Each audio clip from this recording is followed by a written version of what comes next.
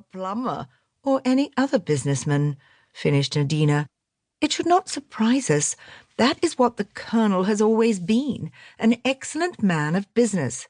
He's organized crime as another man might organize a boot factory, without committing himself. He has planned and directed a series of stupendous coups embracing every branch of what we might call his profession.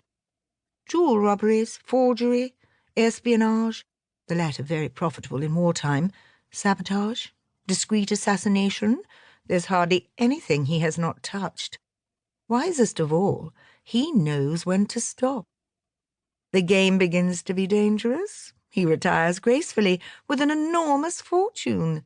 Said the Count doubtfully. "It is rather upsetting for all of us. We are at a loose end, as it were." "But we are being paid off, on a generous scale." Something, some undercurrent of mockery in her tone, made the man look at her sharply. She was smiling to herself, and the quality of her smile aroused his curiosity. But he proceeded diplomatically. "Yes, the Colonel has always been a great paymaster. I attribute much of his success to that, and to his invariable plan of providing a suitable scapegoat. A great brain, undoubtedly. A great brain. And an apostle of the maxim, if you want a thing done safely, do not do it yourself.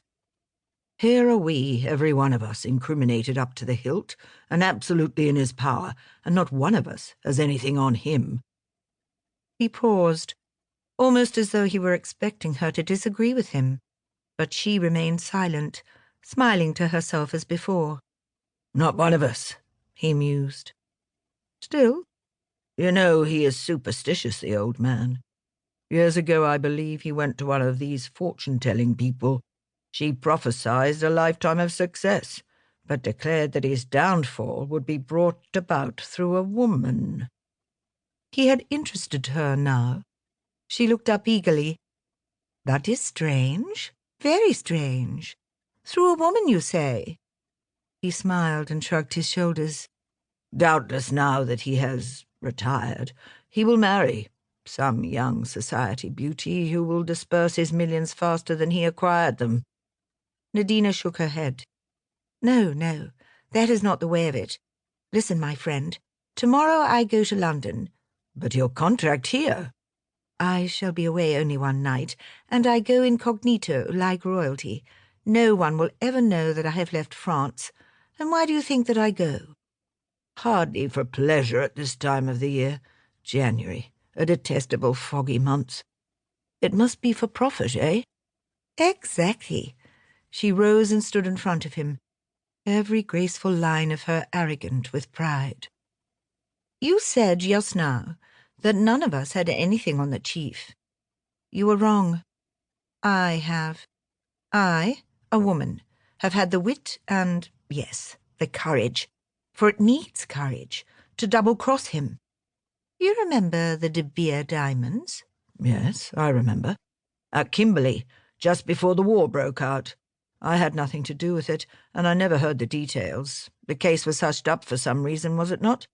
A fine haul, too. £100,000 worth of stones.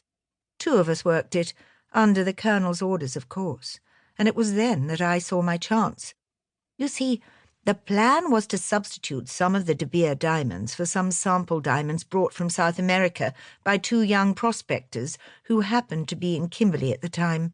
Suspicion was then bound to fall on them." "Very clever," interpolated the Count approvingly.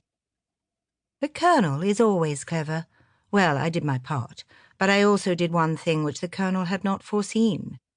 I kept back some of the South American stones. 1 or 2 are unique and could easily be proved never to have passed through De Beer's hands. With these diamonds in my possession, I have the whip hand of my esteemed chief. Once the 2 young men are cleared, his part in the matter is bound to be suspected. I have said nothing all these years. I have been content to know that I had this weapon in reserve. But now matters are different.